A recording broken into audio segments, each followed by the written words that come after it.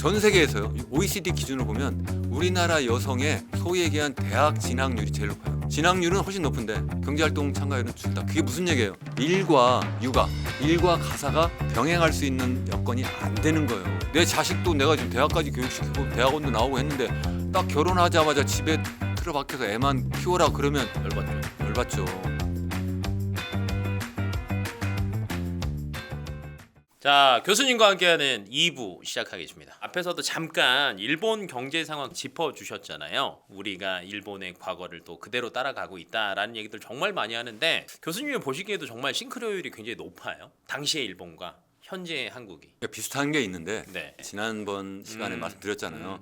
첫 번째는 인구 고령화. 이거는 그러면 보고 오라고 할까요? 아니요, 그래도 좀 간단하게 인구 고령화가 네. 그 당시 일본이 어쨌든 네. 12%밖에 안 됐는데 65세 이상 인구 네. 비중이 그래도 전 세계 가장 빨랐다. 그러니까 그 뒤에 이제 이러면 10년, 20년 이제 진입하니까 이제 계속 더 이제 고령화율이 맞아요. 높아질 거 아니에요. 그러니까 회복하기 어려웠다는 게 한 가지고 또 한 가지는 80년대 중후반부터 시작해가지고 부채가 뭐 엄청나게 빠르게 막 증가해가지고 그 부채가 폭 터졌다는 거고 네네. 세 번째는 외부적 요건이 미국하고의 그런 어떤 무역 마찰 뭐 이런 걸 해가지고 굉장히 힘든 그러한 상황이었다. 네. 그래서 우리나라도 보면 세 가지가 비슷하다. 우리는 어쩌면 더 심하죠. 인구가 고령화됐다든가 아니면은 가계부채가 엄청나게 빠르게 증가했고 그리고 GDP 대비 한 105% 수준까지 갔다가 뭐 최근에 뭐 100% 남짓으로 좀 떨어졌다 뭐 이렇게 얘기를 하는데 플러스에서 우리나라의 기업 부채도 역사 최고 수준이에요. 역사적으로 최고 수준. 역사상 최고 수준이다. 110% 정도 넘거든요. 더더욱 많아요 가계부채보다. 사실은 IMF 위기 터질 때보다 더 많은 수준이에요. 근데도 그때는 이제 단기 외채가 많았고 이번에는 그 단기는 상대적으로 좀 적은 편이라서 그래도 관리 가능하다 이렇게 생각해서 가계부채가 더 위험하다 이렇게 하는 정도인데 아무튼 거기에다가 우리나라도 지금 미중 간 패권 경제 이런 것 때문에 외부적 상황이 넉넉치 않아서 우리나라 수출 주도형 경제 성장을 해야 되는데 이게 만만치 않다. 쉽지 않다. 이게 비슷한데 다른 거는 뭐냐면 뭐가 다를까요? 첫 번째는 인구 고령화가 우리나라가 당시 일본보다 훨씬 더 높은 수준에 있는 데다가 제일 빠른 속도로 전 세계에서 가장 빠르게 그 초고령화로 고령화가 막 진입하고 있다는 게 첫 번째. 네. 두 번째는 일본은 그래도 그 당시에 이미 부자예요. 잘 1인당 나갔죠. GDP가 25,000불 정도 됐거든요.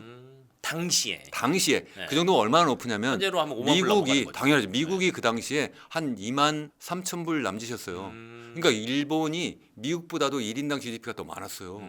그냥 GDP 전체로 봐도 미국 다음이었어요. G2였어요. 명실상부한.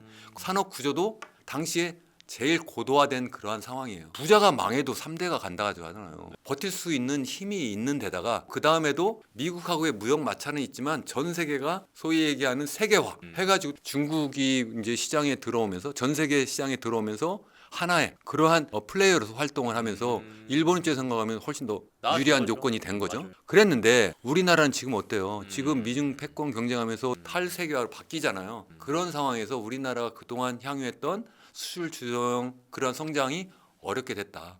더군다나 아까 말한 것처럼 소득 수준은 우리 이제는 겨우 선진국 이제 진입하고 있는 상황인데 아직 산업 구조가 선진국 최고 수준도 아닌데 이런 상황이 돼버리니 굉장히 어렵다. 그 두 가지가 엄청나게 달라도 다른 거예요. 그러니까 일본보다도 더 어려운 상황이 될 수 있다. 전 그렇게 보는 겁니다. 한편으로는 드는 생각은 나이 드신 분들이 많아지면 이들의 생계도 또 중요하잖아요. 그렇죠. 왜냐면 이들의 생계를 정부에서도 도와주고 주변에서도 도와주다 보면은 결론은 어찌 됐건 성장률은 좀 더뎌질 수밖에 없는 상태이긴 한데 그냥 궁금한 거는 저는 그래도 일본은 노인복지 관련해서는 굉장히 잘한다라고 생각하거든요. 근데 우리나라는 제가 아무리 지금 얘기를 들으면서 생각을 해봐도 잘하고 있는 게 별로 생각이 별로 안 듭니다. 지금은 사실 우리나라는 노인 복지를 생각할 만한 여유가 없어요. 여유가 없어. 저출산 문제 때문에 첫 번째. 0.78. 0.78은 그거는 2022년 통계고요. 아, 그쵸. 지난해에는 0.72명이고요. 7위. 올해는 0.6명대로 떨어질 거예요. 어머. 이거는 전 세계에서 유례가 없어요. 네. 전쟁을 하고 있는 우크라이나보다도 낮은 수준이다. 그런 보도도 아마 보셨을 건데 이거는 정말 연구 대상 중에 연구 대상이에요. 그래서 노인 문제를 해결하기 위해서는 우선 긴 호흡으로 생각하면 어쩔 수 없이 이분들을 부양할 수 있는 사람을 많이 우리가 나아야 된다. 낳아야 될 수밖에 없다. 아 그러니까 뭐야 이거 결국 노인 부양하라고 나보고 애기 낳으라는 거냐 이렇게 이제 젊은 분들이 생각하실 수 있는데 낳고 싶은 마음이 들 수 있도록 정책을 만들어야 된다. 정부는 그런 마음을 가져야 되죠 당연히. 이 노인들을 부양하기 위해서 젊은 인구가 자꾸 늘어나야 된다. 이렇게 해서 그쪽으로 열심히 이제 정책을 드라이브를 걸어야 되는데 젊은 분들한테 그러니까 아기를 낳아라 이렇게만 되는 게 아니고 그냥 내가 아기를 낳고 싶어 그래야지만 나도 행복해 내 자식도 행복해 이런 마음이 들도록 하는 그런 정책이 필요하다. 그런 것이 첫 번째예요. 이게 되지 않으면 노인복지는 뭐 안 돼요. 생각해 보세요. 지금 이미 한 2명의 젊은이가 1명의 노인을 부양한다 뭐 이렇게 얘기를 하고 있는데 거의 아직 거기까지는 안 갔어요. 한 3명이 한 명 정도. 근데 이제 조만간 2명이 합니다. 나중에는 한 2070년 되기 전에 1명의 젊은이가 1명의 노인을 부양해야 되는 상황이 돼 버려요. 1대1로. 1대1로. 그게 가능해요? 아무리 노인복지를 어떻게 노인복지 한다는 게 결국 뭐예요? 네. 세금을 걷어가지고 그쵸, 그분들에게 이렇게 어떤 주는 재정적인 그런 지원을 해야 되잖아요. 그게 젊은 사람이 없으면 불가능하다는 거예요. 그러니까 그걸 해결하지 않고 노인복지 얘기하는 건 소용이 없다. 그거 안 하고 뭐 국민연금이 어쩌고 저쩌고 아니면 무슨 그거 말고도 뭐 여러 가지 뭐 의료보험 무슨 개혁을 하고 어쩌고 백날 해도 말이 안 된다 하는 게 첫 번째예요. 두 번째는 네. 그러면은 어떻게 이 문제를 해결될 거냐는 거잖아요. 어떻게? 저출산 문제를 해결하기 위해서는 네. 일단 왜 저출산인가를 생각을 해봐야 되잖아요. 저는 크게 한 4가지 정도 원인이 있다고 생각을 해요. 저출산의 4가지. 네, 이건 제 생각인데 지난해 초에 중앙일보가 어떤 그 조사기관하고 이렇게 같이 협력해가지고 조사한 결과가 있어요. 거기에 보니까 남자와 여자를 나누어서 물어봤어요. 아 다르게 물어봤어요? 다르게 물어봤어요. 네네. 여성에게 물어봤더니 네. 제일 첫 번째가 뭐냐면 뭐 같아요? 왜 결혼 안 하고 왜 애를 안 낳지? 하면 뭐 같아요? 돈 많이 들어서? 아니에요. 하기 첫 싫어서? 번째는 뭐냐면 네. 내가 결혼하게 되면 네. 나 혼자 이거 아 독박. 독박 쓰게 생겼네. 독박육아. 이거예요. 어. 이미 전 세계에서요. 이 OECD 기준으로 보면 우리나라 여성의 대학 진학률이 제일 높아요. 근데 실제 우리 경제활동 참가율은 상당히 낮은 편이에요. 제일은 아니지만 평균보다 훨씬 낮아요. 그러니까 진학률은 훨씬 높은데 평균보다 도리어 경제활동 참가율은 줄다. 그게 무슨 얘기예요? 일과 육아, 일과 가사가 병행할 수 있는 여건이 안 되는 거예요. 우리는 교육은 많이 시켰는데 그래서 여성들도 나가서 사회활동하고 경제활동하고 싶은데 결혼만 하면 그걸 못하게 되는 상황이 되니까 나 같아도 결혼 안 하고 그치, 애 나 안 이거 낳죠. 하려고 내가 지금 내 공부 자식도 열심히 내가 지금 대학까지 교육시키고 대학원도 나오고 했는데 딱 결혼하자마자 집에 틀어박혀서 애만 키워라 그러면 열받죠. 열받죠. 그러니까 여성을 꼭 비난할 것도 아니에요. 그거 보면 그 시스템을 안 만들어준 게 굉장히 문제다는 거예요. 첫 요즘에 번째. 남성들도 육아휴직 내주니까. 그것도 중요하죠. 남성들도 육아휴직을 해줘야지만 여성들에게도 혜택이 일을 가는 그치, 거죠. 그치. 같이 가사를 같이 하니까 네. 그 문제를 해결된다는 거. 제가 이번 주 독박이거든요. 아 그러세요? 네, 이번 주에 제가 독박으로 아예 하고 있어가지고 네. 젊은 친구들 입장에서 본다라고 하면 이거 독박육아 저야 가끔 하는 거니까 괜찮지. 그거 한다고 생각하면 진짜 막 장난 아닐 것 같아요. 그러니까요. 사실은 그 여성도 이제는 남성보다 더 대학 진학률이 높거나 높고. 비슷하거나 이런 상황인데 여성은 일단 대학 졸업했지만 집에서 그냥 아기나 키워라. 이건 말이 안 되잖아요. 그러니까 결국은 네. 일과 육아, 일과 가사가 양립될 수 있도록 하는 게 굉장히 중요하다라고 생각을 해요. 어떻게 할까요? 그렇게 하기 위해서는 네. 요즘 뭐 기업들이 일단 생각이 많이 바뀌어야 되는데 그건 뭐 강제화할 수는 없잖아요. 그러니까 네. 결국 정부가 할 수밖에 없는 건데 네. 저는 가능하면 어린이집이라고 하나 뭐 이런 것을 집 근처에만 만들지 말고 직장 근처. 직장의 대기업은 직장 안에 만들도록 있- 지금도 일부 있는데 중소기업 자영업자가 모여 있는 그러한 지역에 어린이집을 많이 만들어 주자는 거예요. 근데 어린이집이 자꾸 줄어들어요, 거꾸로. 인구가 줄어들어서.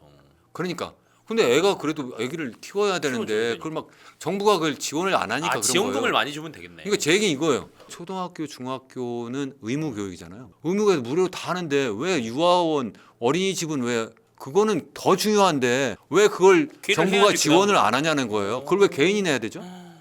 정부가 그걸 다 내줘야 된다는 얘기 거예요. 좀 제 해주세요, 얘기는. 세게 좀. 지금 얘기하고 있는 거예요. 네. 그걸 내주게 해야 되지. 네. 어떻게 초등학교, 중학교는 해라. 네. 이건 말이 안 된다는 거고요. 일자리 내나 일자리 근처에 그런 걸 만들어주고 만들- 또 하나는 이미 학교에 있는 그 초등학교 시설을 이용해서 활용하자. 어린이집을 활용하자. 네. 그리고 이걸 갖다 무료로 공짜로 하자. 하자. 댓글 좋아요 눌렀습니다. 두 번째는 뭐냐면 두 번째가 그 양육비. 우리나라의 그 전 세계에서도 정말 찾아볼 수 없을 정도의 엄청난 경쟁. 그 속에서 엄청난 사교육비. 그렇게 해서 대학 졸업할 때까지 무려 3억이 드느니 4억이 드느니 하는데 네. 내가 그 돈을 어떻게 마련해서 얘를 키우냐고요. 그래봤자 졸업해가지고 과연 나만큼 살 수 있을까? 그런 것도 안 보여요. 근데 어떻게 하느냐? 이런 거고 그게 두 번째고 세 번째가 이제 일자리가 없다. 아 일자리. 네 번째 네. 주택 가격이 너무 비싸가지고 내가 당연히 살 집도 없다 이거예요. 근데 남성들한테 물어보면 좀 달라요. 남성들한테 물어보면 첫 번째 여성들이 꼽은 거 그거는 맨 마지막이고요. 네네. 첫 번째 일자리가 없다. 아. 두 번째 주택 가격이 너무 비싸서 내가 살 자리가 없다. 네. 세 번째 내 키울 만한 그런 내 자신이 없다. 너무 비싸가지고. 그래서 남성과 여성을 다 합하면 이 네 가지가 거의 똑같아요. 비슷하네요. 비율이 다 똑같아요. 그러니까 이 네 가지 문제를 해결해 줘야 된다는 거예요. 근데 그동안 이 문제를 해결을 못한 거예요. 우리나라 저출산 고령사회위원회라는 걸 만들어 가지고 이거를 지난 2007년부터 시작해 가지고 그동안 수백 조를 썼는데 그 당시 1.3명에서 지금 반토막 나게 됐잖아요.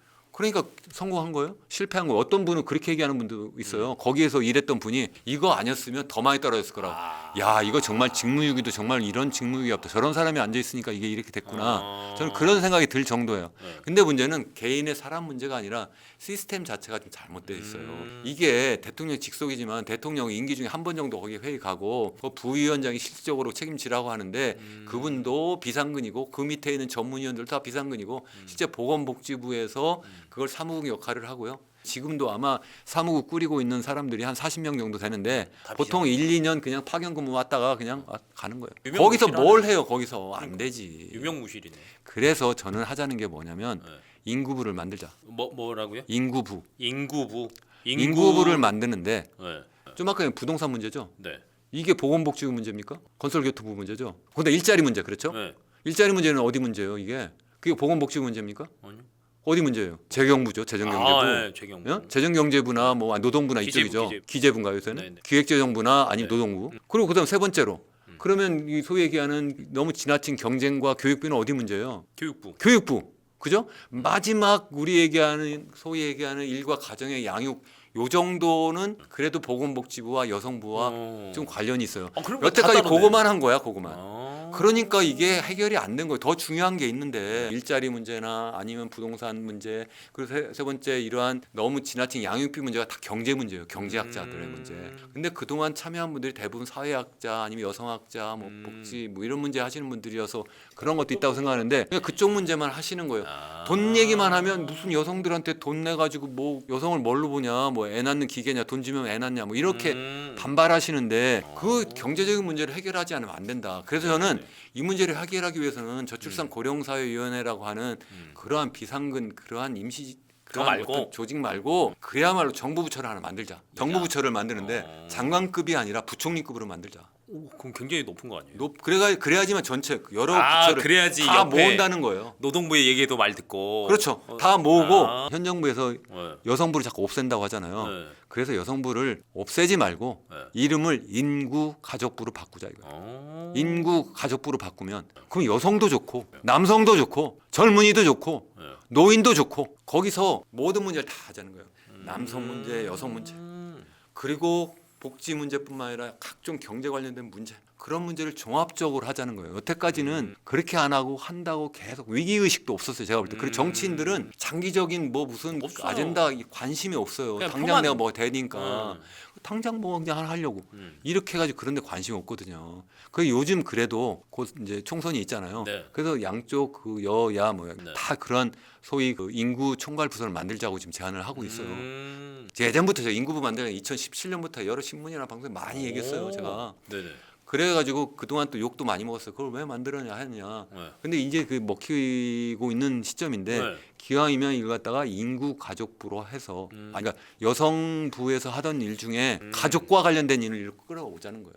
그 여성 문제는 기왕이면 남성 여성 같이 해가지고 이제는 종합적으로 하는 그런 저출산 문제라든가 아니면 고령화 문제를 거기서 다루면 되겠다. 저출산이 해소가 되면 고령화도 어느 정도 제 말씀이 그거예요. 네, 해소가 될 수 있을 것 같아요. 네. 아이가 지금 몇 명이세요? 둘이 있어요. 아이고 저는 정말, 나라에 이바지하고 있습니다. 정말 감사합니다. 네. 이 아이들한테 주는 그러한 양육 수당을 지금 중앙 정부가 찔끔찔끔 주다가 말아요. 이게 지금 몇 살까지예요? 5살까지. 지금 5살까지인데 네. 거의 이제 주는 거는 초등학교 입학 전까지는 주는데 정말 찔끔찔끔. 그 다음에는 더 많이 돈이 드는데 사실 초등학교 때더 들어가요. 더 드는데 그건 끝이에요. 그 다음에 네. 어떡하라는 거예요 그치. 나한테. 네. 그러니까 그난 그건 아니라 저는 18세까지 아, 계속 주자는 거예요. 만 18세. 만 18세? 고등학교 졸업하는 것까지. 근데 그렇게 주거나 한 20세 주고 저는 그냥 편하게 20년 동안 주자 그래요. 네, 대학교 20년 들어가기 동안. 전까지. 그래서 얼마씩 주자고 그러냐면 매달 100만 원씩. 1년에 1,200만 원을 주자. 전 그거에 찬성입니다. 그렇게 주면 다들 놀라는 게 야 이거 뭐야? 1년에 무려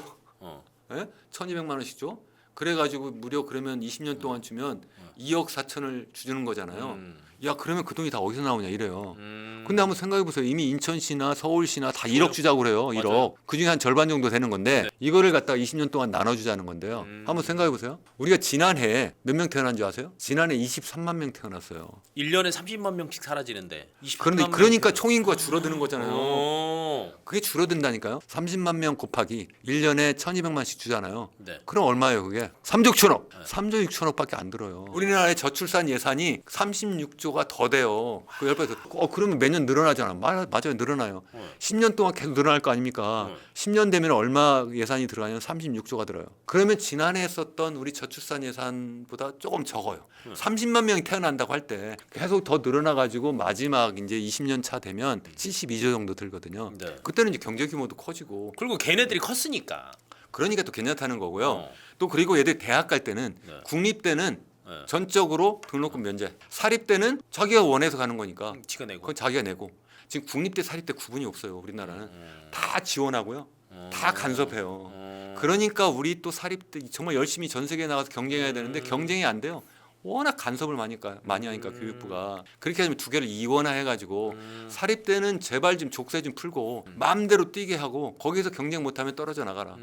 그렇게 하고 다만 이 교육의 공적인 기능이 있잖아요. 네. 모든 국민에게 양질의 교육을 하는 것도 있고 또 기초 어떤 학문을 보호 육성하는 것도 있고 이런 거 있잖아요. 그런 걸 하기 위해서 국립대는 적극적으로 지원도 하고 어느 정도 규제도 해야 된다고 생각을 해요. 그래서 그 아이들한테는 국립대 만약 가겠다 하면 공짜로 그거 그럼 다들 깜짝 놀라. 이거 뭐야?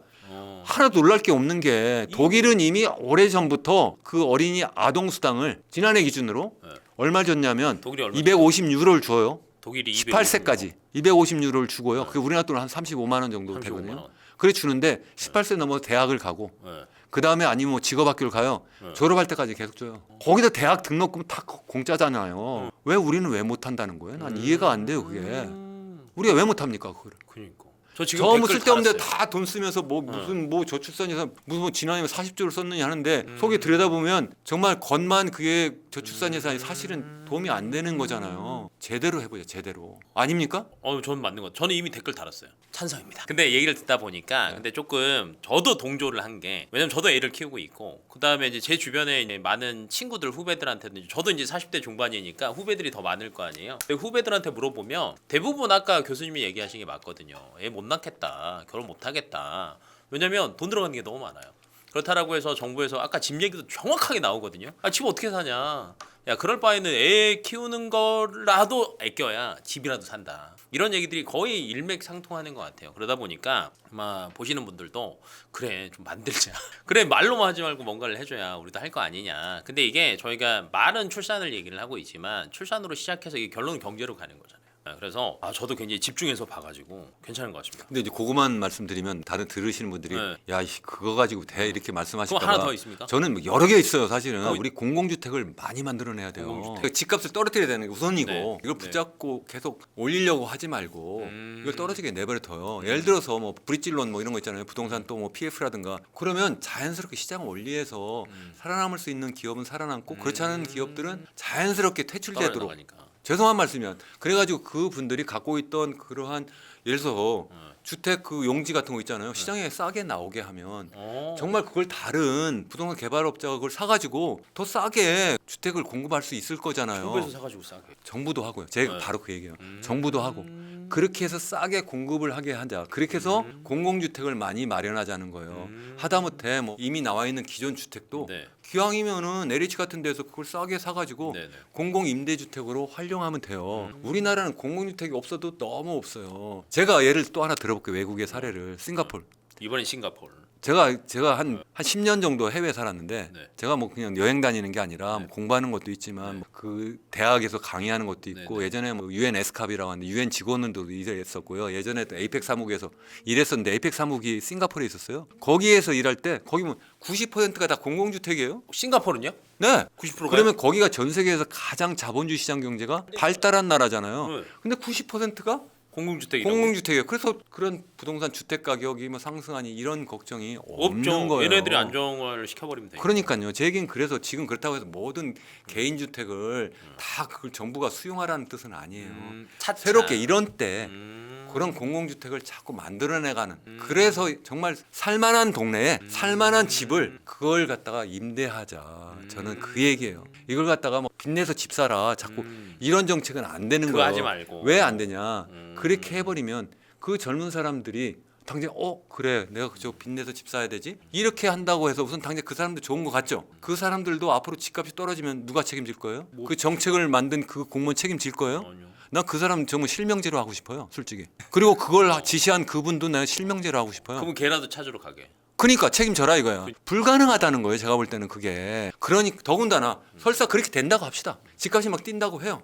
그럼 그 사람은 그래도 떼돈 벌었어요. 그러면 그렇지 않은 대다수의 젊은이는 뭐가 됩니까? 그 영끌이 안 한 사람은. 그 사람은 정말 그러면 이제 집도 못 사고 결혼도 못 하고 애도 못 낳고 그래서 개인도 불행하고 국가도 불행한 거 아니에요? 그런 정책 쓰면 안 되잖아요. 제가 이번에 정치 내가 이미 다 끝났죠, 거의. 나가실라 그랬어요? 아니 지금 보니까 거의 제가 나가실라 그랬어요? 선거 유세하는 분위기라서. 아니에요. 아니, 그거는 나가서 하면 안 먹혀요. 그죠? 끝나고 뒤에서 얘기를 해요. 농담이에요, 농담. 네. 주택까지 해결되고 양육비 해결됐어요. 네. 일자리는요? 일자리는 제가 아까 말씀드렸잖아요. 건설 경기를 부양하면 당장에는 몰핀인데 그거보다는 정말 미래의 먹거리를 잘 만들어야 된다. 그렇게 하기 위해서는 정말 우리가 R&D 투자를 많이 해야 되고 그렇게 하기 위해서는 또 우리 설비 투자를 많이 해야 된다. 네. 건설 투자로 갔던 그 투자 재원을 옮기는 것이 한 가지. 또 좀 더 장기적으로 보면 결국은 사람이에요, 사람. 우리의 인재를 제대로 키워야 되는데 지금 세상이 어떻습니까? 디지털 사회로 완전히 대전환을 하고 있잖아요. 맞아요. 그럼 거기에 맞는 창의적인 인재를 키워야 되는데 제가 볼 때는 우리나라의 학교 교육은요. 거의 그냥 산업사회 옛날에 했던 거랑 거의 달라진 게 뭐 저 있어요? 학교 교육 하고 계시죠?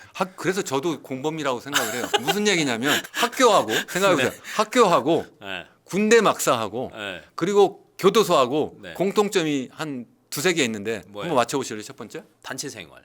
그래요. 단체 생활. 어. 또 두 번째. 구태의연한.